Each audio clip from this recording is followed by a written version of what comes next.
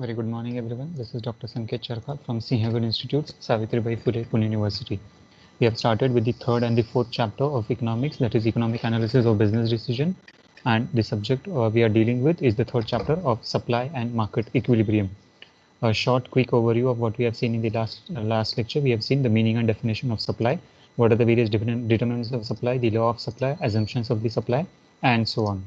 Further, we have seen what is the concept or meaning of individual supply and the market supply, the supply curve wherein it is always an upward sloping, wherein if the price of a commodity increases, the quantity supplied also increases simultaneously. Reasons as to why supply curves slope upwards and what are the various exceptions to the law of supply. Then we have understood or we have seen what are the various different types of market structure. In terms of market structure, they are basically or majorly classified into two categories. The first is the perfect market and second is the imperfect market. The imperfect market is again further divided into four types, that is monopoly, monopolistic, oligopoly, and duopoly. Determinants of market structure, that is based on the number of and nature of sellers, number and nature of buyers, nature of product, entry and exit conditions, and lastly the economies of scale. Basis of classification of markets, and first we have seen what is the perfect competitive market, a place where there is a complete absence of rivalry among both the buyers and the sellers. So in this case, if there is no rivalry, if there is absence of all these considerations, then and both the buyers and sellers are having freedom for the entry and exit, then the market structure is called as a perfect market, competitive market. Features of perfect competition: large number of buyers and sellers, homogeneous product, failure entry and exit, perfect knowledge, absence of transportation cost, perfect mobility, no artificial restrictions, and absence of selling cost. Then we have seen what is the determination of how do we determine the price under perfect competition market with respect to total market demand and total market supply, wherein the seller is the price taker and not the price maker. Then we have seen what is the meaning of monopoly, wherein a single firm is selling a commodity for which there is no close substitute. So a single seller is ruling the entire market economy. Features of the monopoly market: single seller, restricted entry, homogeneous product, control on prices, price discrimination, scope for the merger, price elasticity, lack of innovation, and lack of competition. Then sources of monopoly also we have dealt in detail with respect to economies of scale, product differentiation, absolute cost advantage, capital requirement, control over the input, legal restrictions, and lastly the strategic barriers. Again, as we have seen the equilibrium or the price determination under the perfect competition, in the same way you have to determine or we have to identify what is the point of equilibrium or how do we determine the price and output in terms of monopoly market. In terms of monopoly market, it has been identified or ascertained with the help of supernormal profit, normal profit, and minimum amount of losses prices under the long run. So monopoly market is a market consideration wherein majorly consideration is applicable for the long run perspective and not the short run perspectives. Then price determination under monopoly, that is wherein if there are different prices, if there are different buyers, if there are different products, and if there are different markets. So based on these certain considerations, the price under the monopoly market can be determined, it can be ascertained. Monopolistic competition is a market structure where there are large number of small sellers selling differentiated but close substitute products. So here in case of monopoly there was only one single seller, but in case of monopolistic competition there are long number of small sellers. So small sellers are there and applicable, but they are in large numbers. So and what is the differentiation? That is the product is quite differentiated, but it does not have a close substitute. So the people may get a certain option, but that option is also very limited, and each and every product is different from each other. So many firms are into existence, and each and every product is differentiated products. Then features of monopoly with respect to large number of sellers, product differentiation, free entry and exit, independent behavior, product group, selling cost, non-price competition, and control over the prices.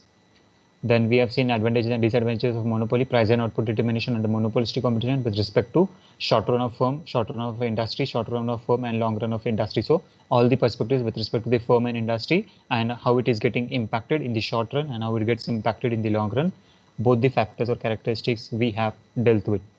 We have also understood, we have seen what is the concept of oligopoly.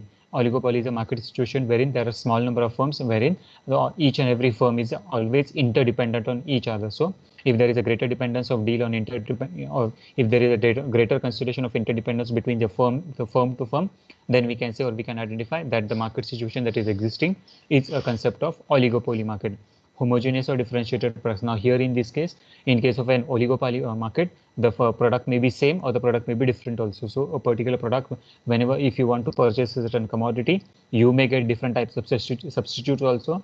And if you go for a better quality or better advanced or standardization of that particular product, then accordingly the advanced or standardized product can also be made available for you. Mutual dependence, at some point of time there may be mutual dependence between the parties, or at some point of time there may not be the mutual dependence between the parties. So here in this case, the monopoly competition supports to all the factors. That is, it is beneficial to all the participants of the economy, whether it is a buyer, whether it is a seller, whether it is an industry, whether it is a firm. All the participants of the monopoly market are getting benefited, and advantages are large in terms of monopoly market. Now, features of oligopoly. Sorry, we are dealing with oligopoly market. So, features of oligopoly. First thing, interdependence. So, each and every firm is interdependent on each other. Advertisement and selling cost, group behavior, indeterminate demand curve, few sellers, effective market efforts, competition and combination, differentiated products, and small number of large firms. We have dealt with the features of oligopoly also. Advantages, disadvantages, and kinked demand curve, price and output determination. Okay, I need to show you a diagram with respect to a kinked demand curve. Just a minute, I'll start my mobile. So what is the meaning of kinked demand curve? We'll see it diagrammatically. The original demand curve is always in a fashion of a downward sloping, but after a point of time, in terms of an oligopoly market, the demand curve gets a certain kinked, and accordingly it loses down its proposition, or it loses down its acquisition. So after several point of time, the demand curve is not in a regular position, it is not a downward sloping, but it moves in a kinked position. So how is that kinked position? I'll show you in the diagram. Just hold on.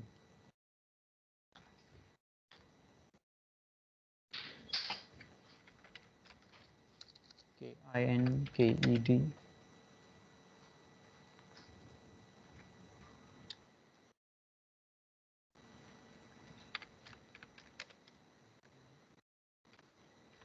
Kinked demand curve.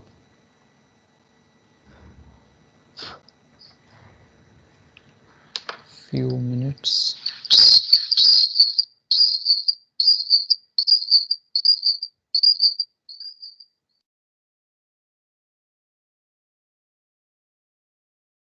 Can you see the screen properly?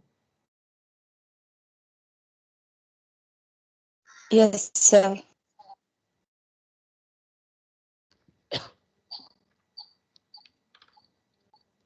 I'm drawing the kinked demand curve.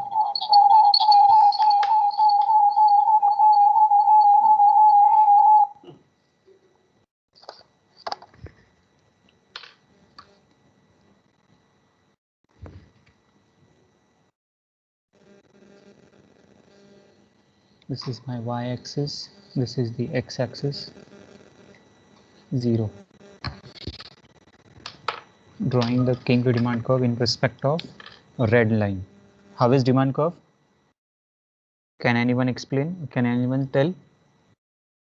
Downward sloping. Downward sloping. So in this way, the demand curve is always a downward sloping. Now, after a point of time, what happens? Whether the market situation changes in terms of an oligopoly market, what happens? The demand curve gets a certain point of time wherein it gets kinked, and a certain price level which is not accepted by a certain commodity. Now, what is the concept of demand? That is, if the price decreases or if the price decreases, accordingly, the amount of quantity demanded increases. But in case of a certain consideration, now here understand, for example, 50, 40, 30, 20 and 10. So this is price and this is quantity. Quantity demanded 2, 4, 6, 8 and 10. So here at the price of rupees 50, the quantity demanded is 2. At the price of rupees 40, the quantity demanded is 4. At the price of rupees 3, the quantity demanded is 6. At the price of rupees 20, the quantity demanded is 8. And at the price of rupees 10, the quantity demanded is 10. So in this way, we have the we have a normal demand curve. Now, in case of an oligopoly market, what happened? Whatever may be the situation, whatever may be the changes, the amount of quantity demanded, now what we are speaking of specifically, the amount of quantity demanded remains same. Whether the price increases, whether the price decreases, whether the amount of whatever is the change in the terms of price consideration. For example, a certain commodity of daily essential or the basic essential requirements. Now, if a particular person or if a particular family or if a particular consumer, if he daily needs 1 liter of milk or 2 liters or 5 liters of milk, his consumption will not change whatever may be the price. Whether the price of milk increases, whether the price of milk decreases, the prices such as daily consumable articles such as vegetable and fast moving consumer goods, all for all these particular consideration, what happen if the product prices increases or decreases, there is no impact on this particular commodity, and accordingly the entire market quantity that is demanded, it remains same. So what will be the situation? Now here your demand curve will start in this particular fashion. I'm drawing on the same. Now assume there is no increase or decrease in demand. The demand curve is same, but I'm drawing with the blue marker. So you will be able to understand what is the differentiation between the king to demand curve. Now here in this case, the demand curve will move in this particular fashion. And after a point of time, supposing we have identified that as per the law that has been provided by Marshall with respect to the demand curve, the consumer demand curve will move from the price of rupees 60 to rupees 50. From rupees 50, it will move towards 40, and further the quantity demanded will not increase. Here at this stage, a particular price which is stable in the market consideration, the price remains the same, and hence the quantity demanded does not change. So if there is a continuous decrease in the prices also, still what happened, the consumer will not change its demand, it remains the same. So in this particular fashion, the demand curve will always move in a downward fashion. So which is your new demand curve? This is the new demand curve which is drawn with the blue marker, which specifically shows or which specifically identifies about whatever there is a change in the market price. Now for example, the milk that has been required, whether the price of milk now for a particular family, that is take example, that is Mr. Arora. Mr. Arora is a particular family in which in this particular family there is one father, one mother, one girl child and one boy child. So in this particular family, what happened? The number of members of this particular family are 4, and daily requirement of their milk for this particular family is 2 liters. Now over a span or over a period of time, their daily consumption, if it is 2 liters, whatever may be the changes in the price level, that is whether the price increases, whether the price decreases, there is no impact on the quantity that is demanded. So daily, if their requirement is basically that is 2 liters, they will consume the same amount of quantity of milk whatever is been required. So here in this case, now identify a certain situation, that is if the market situation increases or decreases with respect to the price as a major consideration, what happened, the quantity demanded remains same, that is 4 liter, that is quantity of 4 or quantity of 2, whatever is the example that we are taking for. Now here, what the law of demand says, the law of demand says that if the price decreases, now here it is perfectly applicable, that is from 60 the price is reduced to 50, from 50 the price is reduced to 40. But as per the application of law of demand, if the price further reduces, that is if the price moves from 40 to 50, 40 to 30, now understand this particular portion, the portion of this parameter. So if the price is moving from rupees 40 to rupees 30, then what we should be the ideal consideration? Ideally, the quantity demanded must also increase in the same proportion, in the same fashion. That is, it must be either 4.5, 4.6, 5, 5.6 or 6, whatever it may be. So, but in the consideration of a certain consideration, which is of an oligopoly market, wherein there are large number of sellers, large number of buyers, it is a small market, and there are a many number of substitutes available for you. For example, take now in consideration in Pune market, we have different types of product that are applicable. Now in terms of milk, you may purchase Amul milk, you may purchase Chitle milk, you may purchase Katraj milk, you may purchase Gokul milk. There are n number of vendors available for you. If the product price commodity changes, if the price of the particular product commodity changes, accordingly what we'll do, the consumer will switch their consumption, but their quantity remains the same. So here there are different types of participants. One participant is providing the prices rupees 50, but the other participant is providing prices rupees 40, other is providing at 35, and so on. But what happens at a several stage, the quantity that has been demanded by a market consideration, that is, for example, one family, 10 families, 100 families, 1000 families, 2 lakh people, and so on. So for all these particular consideration, the quantity that is demanded, that is 4 lakhs of liters or whatever the amount of milk that is required for daily purpose, it remains the same, it does not changes. So in this case, what happened, now here you can see the demand curve is moving in a kinked position. Earlier it was according to the law of demand, but after a certain point of time wherein the standard price of a particular commodity has been accepted, and here this particular price is acceptable to all the people into the market, and below this particular price, if below this particular consideration, if the price moves or it falls down, there will be no change in the quantity demanded. The quantity demanded remains same. So here in this case, the demand curve moves in a downward position, but in a kinked position or in a kinked level. Should I move it, rub it, or I'll draw a good diagram, fair diagram for you? Just a minute, wherein it will be very clear and visible for you. Y-axis, x-axis, your normal demand curve and your kinked demand curve. Kinked demand curve comes in the same fashion, but after a stage or after a price that has been set, it moves to a downward position. So this is the concept of kinked demand curve. Yes, any difficulty at this stage? Any questions for anyone? Would you like to ask in understanding the diagram? 0, y-axis, x-axis. Yes, anyone? Or do we move ahead? Yes, sir. Okay. I'm rubbing this.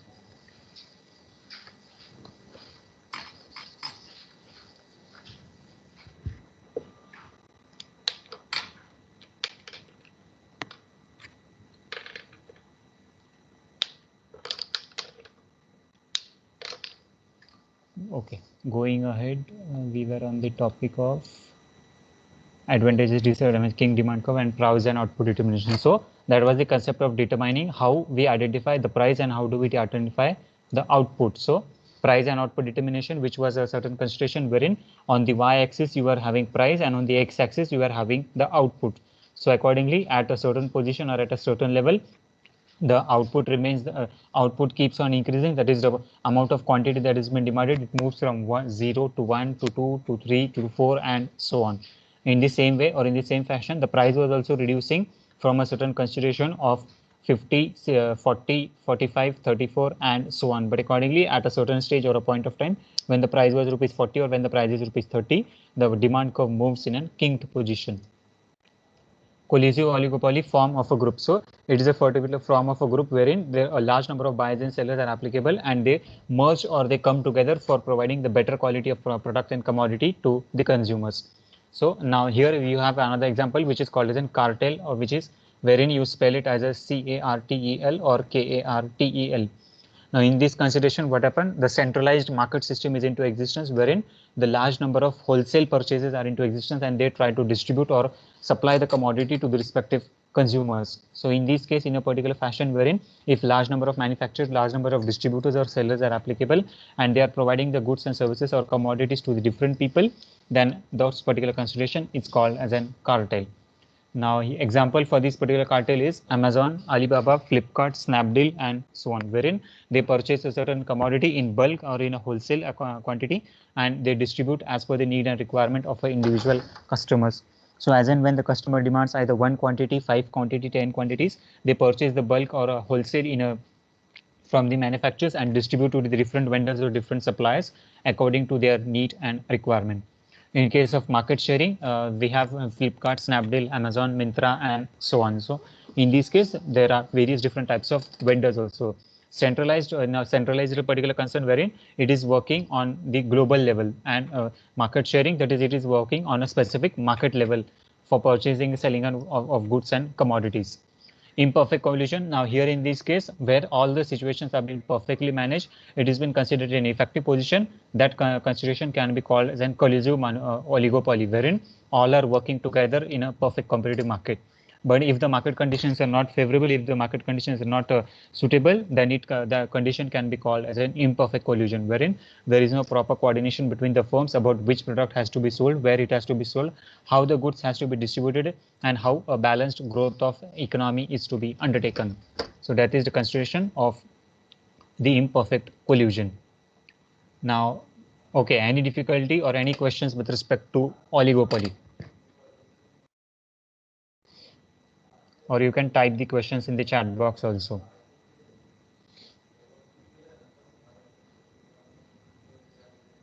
we have concluded the topic of oligopoly. Now we are moving towards the next topic, that is duopoly.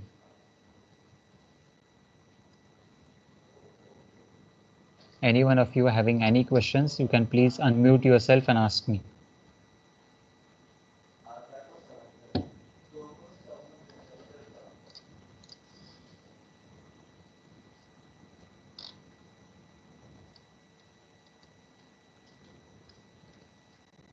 No one?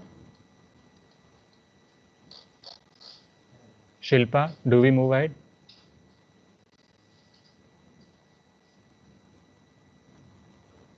Okay, no questions. Duopoly. So duopoly, it is a particular market constitution wherein there are two firms wherein they operate in both. That is, it is a market situation wherein there is a perfect combination between the perfect market and the imperfect market. So duopoly is a particular constitution wherein now major characteristics of market, what do we have seen? That either a market can be a perfect market or the market can be an imperfect market. So a combination of both these factors wherein there are large number of buyers and sellers, also there are large number of traders, special type of commodities, goods and services have been provided, but a market situation wherein only single firm or very few number of firms are ruling or regulating or controlling the market economy, then that market economy is called as an duopoly market. So only two firms are there into the market, but they have equal competition or equal number of buyers and sellers into existence. So wherein they operate in both the market or both the market conditions. The market conditions is favorable, which is a perfect competitive market, and the market is also unfavorable, which is called as an imperfect market, wherein either there can be a monopoly, either there can be an oligopoly, or either there can be a monopolistic competition existence at both the places. So here in this case, larger segmented. Now here, the firm that has been established in terms of duopoly market is a large segmented product or a large segmented market, wherein the presence of the firm is for a wholesale purchase or a retail purchase, but the number of consumers that they are coming for this particular commodity purchase are in large number.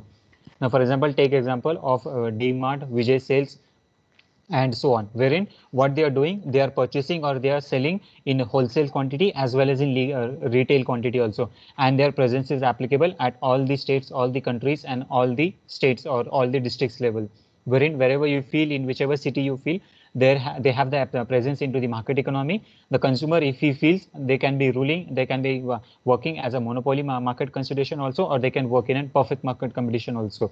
So a particular type of example or particular type of store wherein both the firms are operating therein, wherein the combination of two or more firms are coming together and they are consideration a market situation of a perfect and imperfect market conditions, then that market condition is called as an duopoly market. Better utilization. Now what they are looking for, their major aim or objective is to take into consideration optimum utilization of all the resources. So in order to save the time, in order to save the resources, in order to save the commodity value, pricing, and so on, these particular market conditions have come together. They have established a marketplace where all the types of commodity are available to a customer under one roof. So for benefit of the economy, for benefit of the consumers, for benefit of the people at large, so that all the goods and services are made applicable in a one single platform, the market has been established, and that market is called as an duopoly market. Advantages, features, and disadvantages. You can refer the theoretical perspectives with respect to the duopoly, wherein you have already the notes available with you. So with respect to the theoretical perspectives, I have suggested you various reference books. You can go to the reference books, and accordingly you can find out what are the various advantages and disadvantages or the features of duopoly market. Market role or structure. So here in this case, it is completely unorganized, or sometimes it can be an organized market, unorganized market. It is a combination of both, that is a perfect competitive market and an imperfect competitive market. There are a large number of buyers and there are a large number of sellers also, but there is a single seller who can contribute or who can collaborate all these small sellers into existence. Now here, collaboration of small sellers can be an example wherein you will be able to identify about how the different firms or different sellers are into existence. Now, if you want to purchase a particular commodity, there are different types of vendors, there are different types of sellers who are ready to sell or purchase those commodity. Or in case, for example, a particular store which is established in a duopoly market, what this particular store can do, he can purchase from all these manufacturers. So the 5 manufacturers, the 5 retail store that are applicable for you, he can purchase 5 different commodities from the different vendor. Accordingly, one store, that is a wholesale market, can be established, and accordingly he can distribute it to the different customers at public at large. So just a mediator wherein it is considering a certain action about how a particular goods or commodity can be made applicable, or it can be made available to large number of people under one roof. So a market situation wherein it can be a perfect competitive market, or also imperfect market condition also, wherein in a big economy like India or in particular state, the market can control the firm can rule the market economy, and accordingly they can supply the goods, services and commodity as and when the need arises. That was the consideration or the concept of duopoly or the market rule that was into existence. Now, the pricing policy under the duopoly, monopoly, oligopoly of the market situation or market consideration. Value of a product. So whenever we are looking for a certain commodity or a certain prices, we have to always identify what is the price of the product or what is the value of that particular product that has been associated for. Now, the value of the product is always associated with the concept of material that we are using for. So how does the price of a particular commodity is being set? The price of a particular commodity is based, or it is always set on certain factors or certain parameters. So I'll explain the value of product for you. Now, for a single product to manufacture, so for manufacturing activity, what do you need to see? First thing, you have to identify what is the cost of raw material, CO, cost of raw material, cost of labor, cost of finished goods, cost of warehousing, storage, cost of admin expenses, and so on. So these are the different types that everyone has to consider. Now take an example that the cost of raw material is 5, labor is 0.5, finished goods is 0.5, selling and distribution, warehousing is 0.5, and administration overhead is 5.5, 5, 6, 7. So here in this case, the cost of the total cost of the particular commodity comes to 7. You have to add cost of selling and distribution expenses, then it becomes plus 1, and the price of the commodity is 8. Furthermore, now the particular product or commodity, it is being sold in the market constitution at rupees 10. Then what is the difference between these particular cost? The difference between these particular cost is rupees 2, and this particular rupees 2 is called as a profit for the particular seller, wholesaler, dealer, and the person who is a middleman. So in this case, in a particular fashion, we have to determine what is the value of that particular product. So value of that particular product, how it has been determined based on all these factors. So all these factors has to be considered, and then we decide, or then we identify what is the value for that particular product that has been created and for what price it has been offered for sale to a consumer. Next, second point we have is the analytical process. So analytical process that at each and every level, what the consumer will be able to, or what the consumer is going to pay you for a certain commodity, whether he is going to pay either for which profit percentage, which profit margin, and so on. So over a period of time, analytical process has to be undertaken. That is, if the price increases, what will be the changes? If the price decreases, if the price of raw material, now these increase and decrease can be also applicable to each and every single component also. Single component, that is change in the price of raw material, change in the price of labor cost, change in the price of industrial cost, change in the price of land, labor, capital, enterprise resources, that is factors of production cost, and so on. So analytical process at each and every individual level has to be identified, and then the necessary calculations has to be undertaken. So in this case, or in this particular fashion, you have to identify, you have to decide about what are the various factors of production that are into existence, and what is the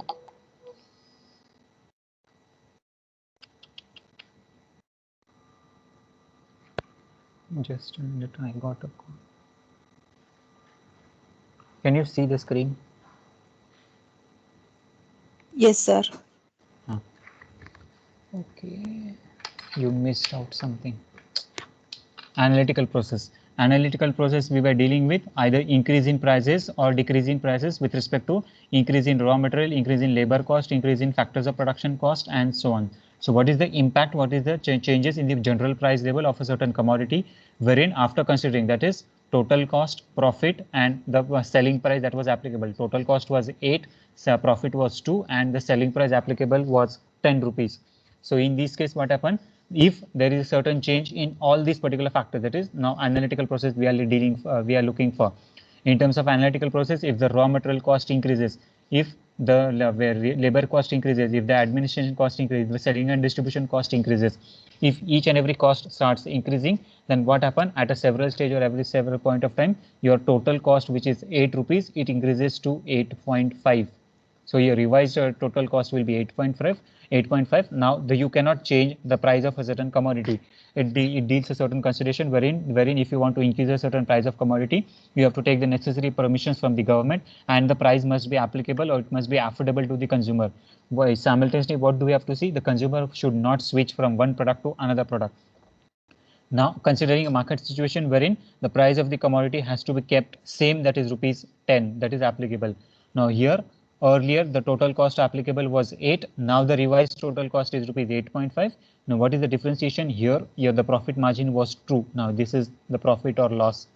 Here the profit margin was 2 rupees. Now the profit margin gets reduced to 1.5. That is, your 0.5 change in the profit is been into existence because the factors of production has changed. The raw material, labor, supply cost, selling, distribution, administration cost, everything has changed over a period of time. So this is the consideration. This is the market situation wherein how a pricing policy or how a commodity price changes over a period of time, and accordingly it impacts the entire factors. Customer pay and why we ask for it. So here at every stage, what do you have to do? Hello? Any questions?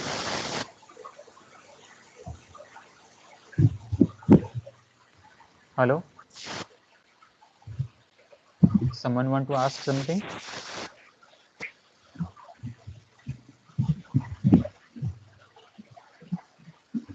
Hello? Yes, sir. Yes, please ask. Someone was speaking, I think. Who has unmuted? Any question? You can please ask it immediately. Otherwise, we'll move ahead.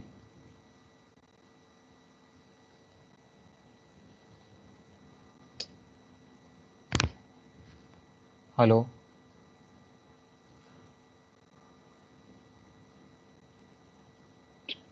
Okay.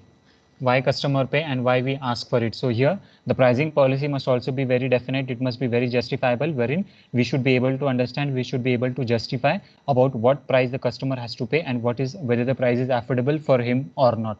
So based on all the factors of consideration that we have seen with respect to the applicability of factors of production, how they are put to use, how the product is being manufactured, what are the various costs that have been associated with the manufacturer, supplier, wholesaler, dealer, retailer, and so on, and whether the consumer will be able or affordable to pay the certain commodity for a certain price, or whether it will be not affordable for him to pay a certain price. Difference in cost and difference in price. So here, now here I'll show you portray. Total cost is 8, profit is 2, and the selling price is 10. So here in this case, in terms of the what is the difference between the cost and difference in the price. So a particular product which is offered to sell for a consumer, that particular price is called as a selling price, and the particular cost which is offered to a retailer for a selling purpose, that particular cost is called as a total cost. So this is the difference between the cost and this is the difference between the price. Price is always paid by a consumer, whereas cost is always incurred by a manufacturer, wholesaler, supplier, distributor, retailer, and so on, the participants of the distribution chain. So any amount that is being paid by a certain participants of the distribution chain, that is, who is a mediator between the manufacturer to the consumer, that particular cost that is incurred is called as the total cost. That is, it is in simple terms, it is called as a cost. And the amount that is being paid by a customer for purchasing or for availing a certain benefit of a certain commodity, that particular price is called as a selling price. So this is the difference between the cost and this is the difference between the price. So what does the customer do? The customer pays for both the product or both the consideration. That is, he pays for the cost also, he pays for the percentage of profit margin also. So in this case, we have to identify what consumer is paying and what manufacturer or the participants of the distribution chain they are paying. So both the particular participants of the distribution chain, he will be paying only one consideration, but the consumer as a certain participants to this product or a certain commodity, he is paying for both the factors. Now, what are those both the factors? The first factor is the total cost and as well as the proportion of the profit that the trader or the seller is looking forward. Okay, I'll move it. Price, what Win will pay as a whole, and pricing, why he or she will pay for it. That is subcomponent. Now here in this case, there is another concept called as pricing. So difference between price and difference between pricing. Okay, I'll show you it again. Why he or she will pay for it. Now understand or take a certain commodity. I'll portray a certain diagram. That is, for example, you want to purchase a pen. Now, whenever you want to purchase a pen, your budget is, for example, 50 rupees, and there are 3 types of products or 3 types of commodity available for you. One pen is of Parker, one pen is of Lexi, and one pen is of, I don't know, Camlin, a general normal pen of a local brand. Now here in this case, what happened? 3 different brands are available for you. Now what is the constitution? The Parker pen is available for rupees 500, Lexi pen is available for rupees 20, and Camlin pen is available for rupees 50. So difference between price and pricing. Now here in this case, what each and every component is doing, the formulation or the purpose of a particular pen is what is just to write something. So anything wherever you want, that is anything you have to write on a particular paper. The purpose of this particular pen is just to write and be in a good position that a particular user can write in an effective way. The same pen which has been used, which has been purchased by Marker will be able to write, which is used of Lexi will be able to write, and the pen purchased of Camlin are everyone able to write in very effective way. But what is the differentiation? The differentiation that is in terms of Parker pen, the product that has been provided is of a good quality nature. It is having good design, style, etiquettes, and so on. The pen that has been provided of Lexi is of a different category, wherein it is very simple. The plastic is also very of a bit lower quantity of lower standards. The refill that has been provided is just one-time use, but in case of Parker, you can have a refill also, and the company can provide you a refill tank available with you. It is now this particular pen can be a one-time use, and accordingly you can throw it away. The pen that has been provided for Camlin, you have wherein an additionally ink bottle can be provided with you for this particular product, and accordingly it can be refilled as and when it is been required. And the size of this particular product is also better, and it is also increasing. So these are the various different changes between a certain product or a certain commodity. So each and every product is different from each other. So here, if a particular consumer, if a particular customer, now here at this top position, you have a certain customer. Now, if this customer is ready to identify, if he is able to identify the differentiation between this particular product or this commodity, then, and if he is ready to pay a certain price for a certain product or a commodity, then we can say that pricing policy is into existence. So a proper justification why he or she will pay for it. So what the product is providing good for you. So there are certain features applicable with this product, there are certain features applicable with this product and this product. So all the 3 products, their purpose, motive, aim is same, but they are having different goods or services features with them which has been associated. So in this case, we have to identify what is the product that has been associated for, how it is being going to be benefited to different customers, and how a product is affordable to a consumer. So based on the affordability, based on the features that you are providing, the consumer is able to purchase or sell a certain commodity. Now moving towards the objectives of pricing policy. Objectives of pricing policy. So here first objective of pricing policy is the profit maximization.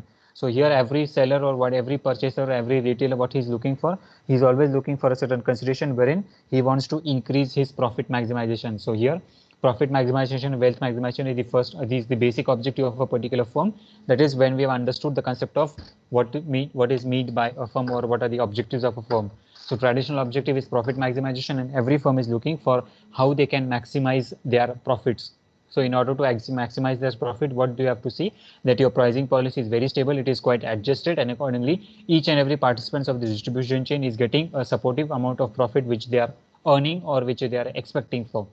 Profit optimization, that is at every stage or every point of time, the profit is also stable for you. That is, it is not changing. Now there are different market constitution, different market participant, that is it may be either monopoly, duopoly, oligopoly, perfect market, imperfect market, and so on. So over a period of time, if there are a large number of sellers also, if there are a large number of buyers also, whatever there are changes in the market condition, every there what we have to see that every seller is getting a profit, every product is being sold out into the market, and accordingly ultimately the consumer is getting benefited. So the product is that is required into the market economy must be made applicable, must be made available, and accordingly everyone has to contribute for the development and growth of a market economy. Price stabilization, okay, we'll not be able to complete it. Okay, we'll deal with this in the next lecture.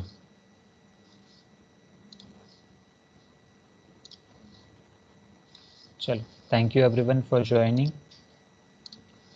See you in the next lecture at 2:15.